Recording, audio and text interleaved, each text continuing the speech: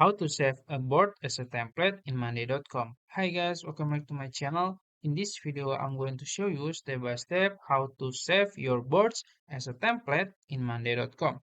So on Monday dashboard, as you can see on the left side, there is the workspace. Now I'm gonna create a new board. Let's say start from scratch, or I'm gonna click add item here, plus icon, and then on the board here there is two options, new boards and start with template. Because I want to save my board as a template, I'm gonna choose new board here, and then you can choose the name. I'm gonna name it template board by me, let's say, and then just main, and then it's up to you. I'm gonna leave it by default, and then click create board.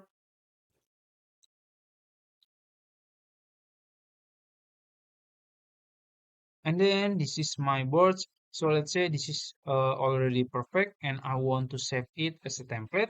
It's gonna be very easy. So you can go to left side and then go to your board name, and then you can click three dots on the name here, and then as you can see there is option to save as a template. You can click it,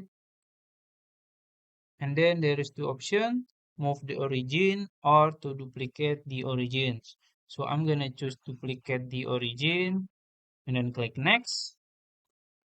And then there are two options to manage template or standard. I'm gonna choose standard because for the manage templates it have to enterprise. So yeah, click next, and then you can choose the template name. I'm gonna choose this name, template board by me, and then click create template, and it's creating, and it's done. You already success to save your board as a template, and you can check your template by click created by me here, and you will find your template here. So yeah, that's it. If you found this video helpful, please like this video and subscribe to my channel. Thank you.